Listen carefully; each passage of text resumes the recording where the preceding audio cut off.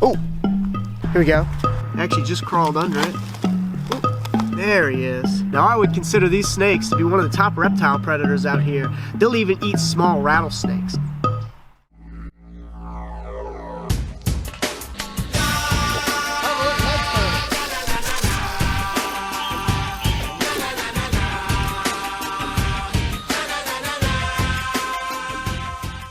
Today, I'm going to be out looking for water moccasins. Not an animal people typically want to look for, but this area has some of the oddest colored and behaving moccasins you'll ever see. And I'm always down to get more experience with the world's only subaquatic viper in my home state of Louisiana. So I started the day by checking under logs and debris, hoping that we turn one up. Now this here is actually something people would be confusing for a moccasin. This is a little yellow-bellied water snake, more commonly called a plain-bellied water snake. I like to call them yellow bellies just because in this area they have a yellow belly. Sometimes they're just a tan or a white, and even further east of here, the plain bellies actually have a red belly. So those are referred to as red-bellied water snakes. Now when they're small like this, they actually have a little bit of patterning, so they can be hard to tell apart from other water snake species, and even moccasins. A lot of people struggle with IDing these guys with moccasins, so I always like showing them off whenever I get a chance, just to kind of help people figure out how to identify them. A little bit of a narrower head, bulgier eyes, just a little bit of a different build, a little bit lankier. So really cool snake, but not what we're looking for. We're gonna go ahead and put him back and keep looking for more.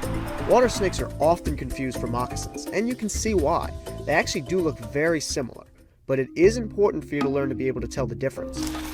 Now what I'm looking for in this kind of habitat in particular is going to be a little viper coiled up out in the open. Now one of the species that I'm always looking for out here is the recently extirpated pygmy rattlesnake. You can see canebrake rattlesnakes out here as well, in the same way that we're going to be looking for moccasins. So this is an excellent place to find moccasins. And the newborn babies will be dark, and the adults are practically solid black. It's a really cool local variant of moccasin. They're quite common here, so we should have a good shot of seeing one today.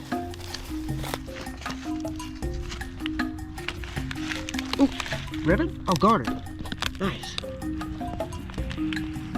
Hey. Whoa. Whoa. Well, have a look at this little guy.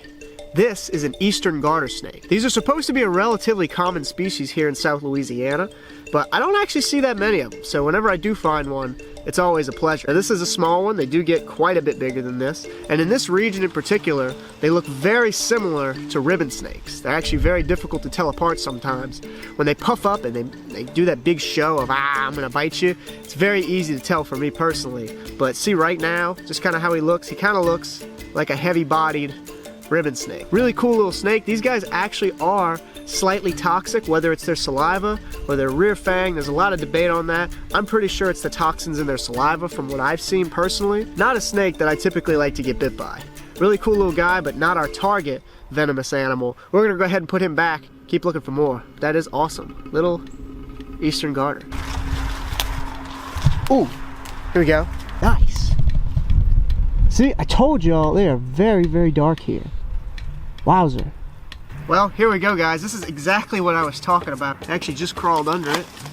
Ooh, there he is. Very, very dark colored baby moccasin. Now, I didn't realize it at first, but this moccasin was not only dark, he was red. You see, as babies, these snakes have a lot of pattern, but in this area in particular, the moccasins are almost solid black as adults. Even for a baby, this guy has almost no pattern, but he does have that darker coloration mixed with the patterning of a baby, and it makes him out to be this deep red coloration. I don't see babies too often from this area, so this is the first time I'm ever getting to film this coloration of moccasin. Now, it's a bit chilly, but these snakes don't typically care. This is a very cold resistant snake in this region. Oh, it's okay. Wow, look at how dark he is. Now this is a particularly heavy-bodied pit viper, and you can see that even when they're young. This is a very thick little snake, very fat, very dense snake, and they're mostly going to be out here eating fish and frog. Now this is a common viper. They're just absolutely everywhere. Now I would consider these snakes to be one of the top reptile predators out here. They'll even eat small rattlesnakes. They'll eat pretty much any other reptile that comes into their path. They're very opportunistic. They'll eat fish, they'll eat frogs, they'll eat lizards, they'll eat small mammals, they'll eat other snakes. They will eat virtually anything. It is just absolutely crazy. Now you can see this here, that little cordial lure there, you know what I mean, the spelling is right on the screen. Caudal lure, caudal lure. that little yellow on the tail there, they use that to attract prey items. So lizards, frogs, anything that would think that that's a little bug, they will come along and they will try to eat it. Now, I'm very comfortable handling cottonmouths. I gotta be somewhere within the ballpark of 150, 200 moccasins by now. I mean, I see them all the time. And while I don't mess with every single one that I see, whenever I'm filming educational stuff, I always like to take a moment, at least film some shots of them. And then on days like today where I'm planning on finding one, we pretty much always get one. It's really cool. This is a very photogenic animal right here, and an absolutely special and iconic snake here in South Louisiana. But they're not iconic for a good reason. Most people hate these snakes. Most people want them dead, they want them gone. And, you know, I really do understand people not wanting venomous snakes on their property. But out here, in the marshes, in the wetland, I think it's just best to leave them alone. I don't think there's any genuine risk to their presence, and I think we just need to not step on them. I think that's the biggest deal, which isn't that hard, honestly. Now, there's a pretty big myth going around as far as baby snakes are concerned, and this guy would definitely equate as a baby snake. And the myth is baby venomous snakes are more deadly than the adult. That is not accurate. They have a lower venom yield,